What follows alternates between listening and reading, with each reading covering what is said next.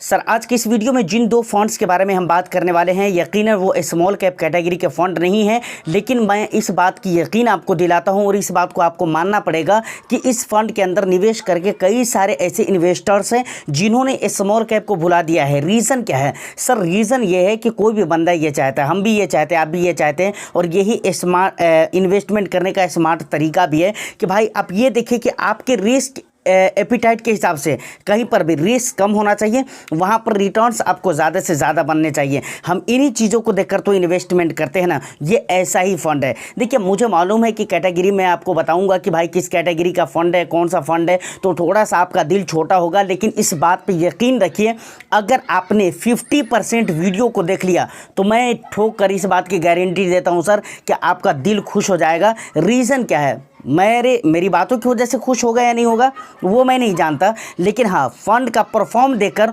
उसके मैनेज करने के जो तरीके होंगे, उनकी जो और चीज़ें होंगी, उन सारी चीज़ों को देखने के बाद आपकी तबीयत ज़रूर खुश हो जाएगी। चलिए ज़्यादा कंफ्यूज मैं आपको करूँगा नहीं, मैं डायरेक्टली आपको बता देता हूँ कि कौन सा फंड है। उसके बाद मैं उसके कुछ झलक भी दिखलाऊँगा, उसके बाद मैं पूरे ऑल टू ऑल डिटेल्स में आपको दिखलाने वाला हूँ कि किस तरीके के रिटर्न्स रहे हैं। तबीयत आपकी खुश हो जाएगी। तो सर उससे पहले एक लाइक कर दीजिए, शेयर कर दीजिए। चैनल को अगर अभी तक आपने सब्सक्राइब नहीं किया है तो चैनल को भी ज़रूर सब्सक्राइब कर लीजिए। देखिए हम जो यहाँ पर बात करने वाले हैं दो फंड के बारे में, वो दोनों ही फंड लार्ज कैप कैटेगरी के हैं, लेकिन स्मॉल कैप के बाप ज़रूर हैं। कैसे हैं वो अभी मैं आपको बताने वाला हूँ। देखिए हम पहला फंड है हमारी लिस्ट का, वो सबसे पहला फंड कौन सा है? ICICI prudential blue chip fund, समझ रहे हैं, और दूसरा है SBI ब्लू चिप फंड। दोनों ही फंड के रिटर्न्स लगभग आप ये कह लीजिए कि मिलते जुलते रिटर्न्स रहे हैं। थोड़ा सा का फ़र्क रहा है, बहुत कम का फ़र्क रहा है।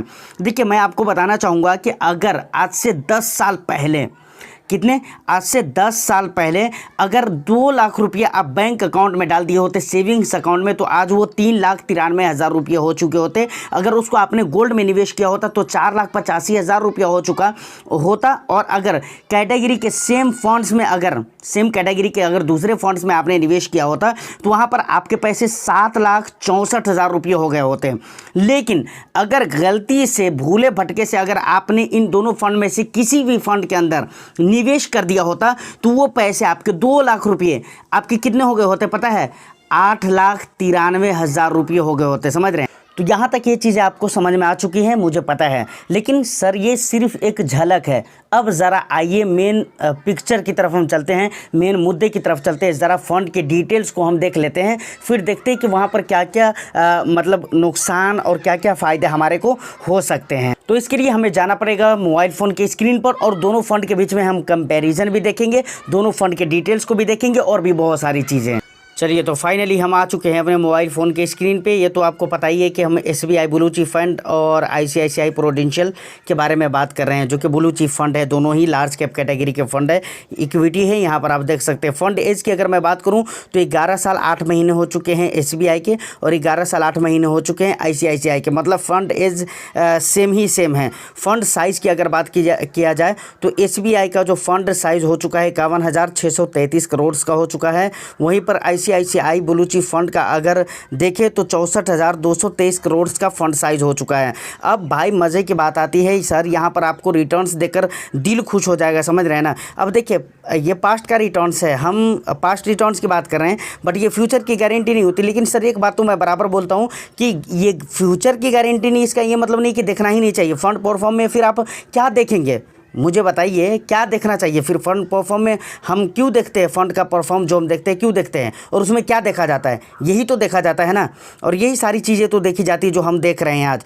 तो ये गारंटी नहीं है, इसका ये मतलब नहीं कि देखना ही नहीं चाहिए। हाँ देखना ज़रूर चाहिए, क्योंकि पास्ट का तो पता चलता ही है, साथ ही साथ ये चीज़ें समझ में आती है कि फ़ंड फ्यूचर में जाकर इसका जो फंड मैनेजर है वो अच्छा कर सकता है, उसके फंड सेलेक्शन के तरीके अच्छे हैं। देखिए सर अब यहाँ पर 1 ईयर में अगर देखें तो SBI ब्लू चिप फंड ने 33% का रिटर्न्स दिया है, ICICI ने 42% का रिटर्न्स दिया है। पिछले 3 ईयर्स में देखेंगे तो SBI ने 15% का रिटर्न्स दिया, 15.78 है, पॉइंट को मैं छोड़ ही रहा हूँ यहाँ पर। उसके बाद ICICI ने 20% का रिटर्न्स दिया है। पिछले 5 ईयर्स में 19% का रिटर्न्स दिया है SBI ने, वहीं पर 22% का रिटर्न्स दिया है ICICI प्रूडेंशियल ने, तो बेस्ट रिटर्न्स दिया है। उसके बाद अगर पिछले 10 ईयर्स की बात की जाए तो तो यहाँ पर 10 ईयर्स का डेटा शो हो नहीं रहा है, लेकिन ICICI ने पिछले 10 ईयर्स में 16% प्लस का रिटर्न्स दिया है और SBI ने 15% प्लस का रिटर्न्स दिया है। उसके बाद अब यहाँ पर आप बहुत ज़रूरी चीज़ जिसका समझना हर हाल में ज़रूरी होता है, मुझे लगता है हर हाल में इसको आपको समझना ही चाहिए, ये रिस्क रेशियोज़ है। यहीं से आपको पता चलता है कि भाई आप जिस फंड में निवेश कर रहे हो या आप जिस फंड को लेकर रख रहे हो उस फंड के अंदर रिस्क कितना ज़्यादा रहने वाला है। सबसे पहले स्टैंडर्ड डिवीज़न देखें तो स्टैंडर्ड डिवीज़न के मामले में दोनों ही फंड अच्छे नज़र आते हैं, बहुत ही बेस्ट नज़र आ रहे हैं, इतना तो होना ही चाहिए।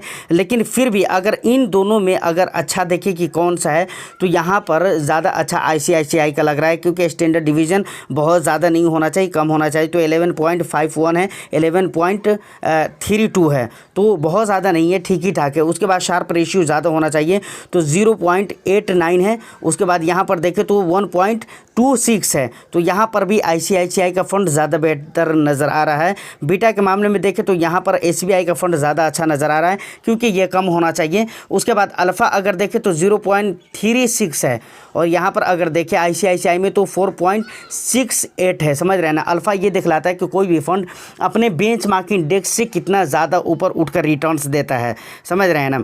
अब देखिए यहाँ पर कुछ चीज़ें मैं और भी आपको दिखलाता हूँ। टॉप 3 सेक्टर्स अगर देखें तो बहुत ज़्यादा का फ़र्क आपको नज़र नहीं आएगा। यहाँ पर देखिए फिनेंशियल यहाँ पर भी है, फिनेंशियल यहाँ पर भी है। समझ रहे हैं, यहाँ पर 22% पैसे निवेश किए जा रहे हैं, यहाँ पर 21% है। ऑटोमोबाइल यहाँ पर भी है, ऑटोमोबाइल यहाँ पर भी है, एनर्जी यहाँ पर है, कंज्यूमर स्टेपलेस यहाँ पर है। समझ रहे हैं ना, तो बहुत ज़्यादा का फ़र्क नहीं है। रीज़न क्या है पता है आपको? रीज़न ये है कि भाई ये लार्ज कैप कैटेगरी का फंड है। समझ रहे हैं ना। उसके बाद टॉप 5 होल्डिंग्स अगर देखेंगे तो टॉप 5 होल्डिंग्स में भी आपको बहुत ज़्यादा का फ़र्क नज़र नहीं आएगा। जैसे HDFC बैंक है, ICICI बैंक है, ICICI बैंक यहाँ पर भी है, रिलायंस यहाँ पर है, रिलायंस यहाँ पर है तो रिलायंस यहाँ पर भी ये देख सकते हैं। HDFC बैंक यहाँ पर है तो HDFC बैंक यहाँ पर भी आप देख सकते हैं। इन्फोसिस यहाँ पर है तो इन्फोसिस यहाँ पर भी है।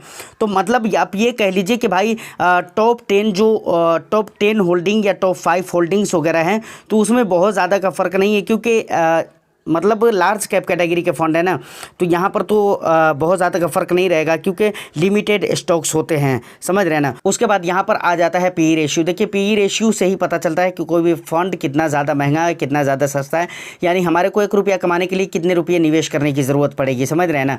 तो यहाँ पर अगर SBI में देखें तो 30.82 है, और वहीं पर अगर ICICI में देखें तो 25.82 है। समझ रहे हैं। तो इसके मामले में यानी PE के मामले में सस्ता देखिए तो ICICI का फंड नज़र आता है। उसके बाद एक और भी चीज़ आपको दिखलाना चाहूँगा, एक्सपेंस रेशियो। SBI का तो भाई लास्ट है, मतलब बिल्कुल सस्ता है, 0.8 है। समझ रहे हैं, 0.8% है। वहीं पर अगर ICICI का देखें तो 0.87% है। तो थोड़ा ज़्यादा ज़रूर है, थोड़ा नहीं बल्कि इसके SBI के कंपैरिजन में बहुत ज़्यादा है, बट यहाँ पर रिटर्न्स भी बहुत ज़्यादा अच्छे मिले हैं। समझ रहे हैं ना। एग्जिट लोड दोनों ही फंड में 1% है। अगर आप 1 साल तक निवेशित रहते हैं, 1 साल के बाद निकालते हैं तो कोई भी एग्जिट लोड वगैरह नहीं लगने वाला है।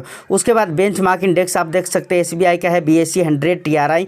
उसके बाद यहाँ पर ICICI का देखें तो निफ्टी 100 TRI है। समझ रहे हैं ना। SIP यहाँ पर आप देख सकते हैं, लमसम वगैरह वगैरह वगैरह, ये सारी चीज़ें आप देख सकते हैं। जो ज़रूरी चीज़ थी वो मैंने। तो फाइनली यहाँ तक अगर आप वीडियो में पहुँच चुके हैं तो मैं आपको बताना चाहूँगा कि अगर मैं अपनी बात करूँ तो मुझे तो ये दोनों ही फंड्स बहुत ही अच्छे लगते हैं। बट आपको कैसे लगते हैं आप मुझे कमेंट सेक्शन में कमेंट करके ज़रूर बताइएगा कि आपको ये फ़ंड कैसा लगा। जिन जिन डिटेल्स को आपने देखा है उन डिटेल्स के बेसिस पर आप ज़रूर हमें ये बताइएगा। अब देखिए सर, एक बात और भी लास्ट में कहना चाहूँगा कि बहुत मर्तबा लोग ये सोचते हैं भाई लार्ज कैप है तो वहाँ पर क्या रिटर्न्स बनेंगे, क्या रिटर्न्स बनने वाले हैं, वो तो मैंने आपको दिखला दिया है। समझ रहे हैं। अब लार्ज कैप अपनी पोर्टफोलियो में सिर्फ आपको रिटर्न्स के लिए ही नहीं रखना चाहिए। ये बहुत बड़ी गलती है लोगों की, जो समझने की कोशिश करते ही नहीं है। सिर्फ रिटर्न्स के मकसद से आपको लार्ज कैप अपनी पोर्टफोलियो में पोर्टफोलियो की स्टेबिलिटी के लिए भी रखना चाहिए। ये भी बहुत बड़ी। तो फाइनली उम्मीद करता हूं कि वीडियो आपको अच्छी लगी हो तो एक लाइक कर दीजिए, शेयर कर दीजिए। चैनल को अगर अभी तक आपने सब्सक्राइब नहीं किया है तो चैनल को भी ज़रूर सब्सक्राइब कर ले। मैं फिर मिलता हूं किसी नेक्स्ट एंड इंटरेस्टिंग वीडियो में। जब तक के लिए all the best. Thank you for watching.